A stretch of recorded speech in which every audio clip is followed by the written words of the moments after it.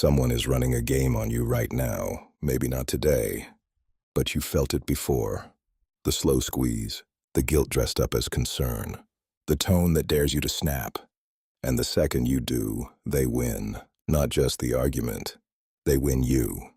You're not being manipulated because you're weak. You're being manipulated because nobody taught you the words. And so you keep reacting, keep over-explaining, keep handing people exactly what they need to control you. Today that changes. 10 phrases, 10 lines that end the game permanently. No screaming, no collapsing under pressure to keep a fake peace. The last phrase doesn't just stop an argument, it terminates the entire cycle. People don't control you with force. They control you through your own reactions. Every guilt trip, every escalation, every calculated silence is a test. Are you going to hand over the wheel or not? The answer starts in your mouth. These phrases are not insults. They are boundaries, delivered with total composure. Use them cold, repeat them without apology when the pressure returns. Phrase 1. I understand what you're saying, and I've already decided. Manipulators feed on uncertainty, leave one crack open, and they pry it wider every single day. You acknowledge them first. I understand what you're saying. That removes their ammunition. Then you anchor the ground beneath you. And I've already decided. No defense, no explanation. If they push, you repeat it once. Flat, calm, immovable. Phrase 2. You're entitled to your view, and I'm entitled to disagree. The oldest trick alive is turning personal opinion into universal law. Everyone thinks you're wrong. Any reasonable person would agree with me. This phrase walks out of that courtroom entirely. Their opinion is not a verdict. It is not a sentence. You are not required to serve time for it. Phrase 3. I'm not comfortable with this, so I won't be doing it. Manipulation survives by convincing you to override your own alarm system. Just this once. If you really cared, you'd do it. This line names your internal state as a fact, no accusation. Then it pairs that truth with action. So I won't be doing it, not a negotiation. A closed position. You're not asking them to understand your limits. You're living by them whether they understand or not.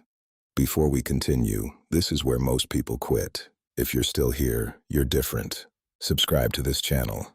Not for motivation, but for mental tools you can actually use. In a world of noise, we offer direction. In a world of distraction, we build discipline. Hit that subscribe button now. Let's continue. Phrase 4. If I have to disrespect myself to please you, my answer is no. The most dangerous requests arrive wrapped in love or family obligation. They don't look like attacks. They look like appeals. But the price tag is your dignity. The Stoics asked one question above all others.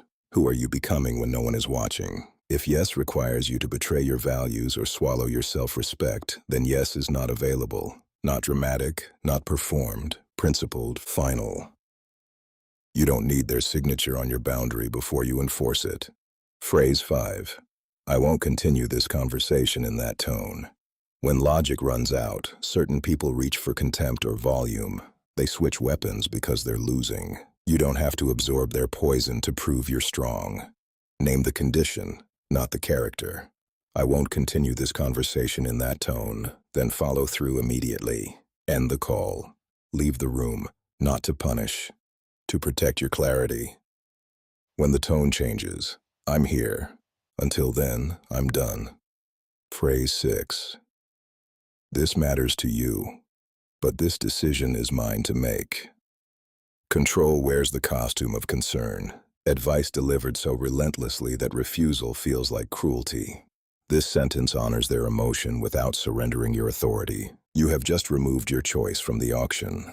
It is no longer up for debate. Wisdom only grows when you carry your own results. Borrowed judgment produces borrowed lives. Phrase 7. I'm responsible for what I do, not for how you feel about it. Forget anger. The most effective weapon a manipulator owns is guilt. You ruined my day. You made me feel this way. It works because you're a decent person. But compassion has a border.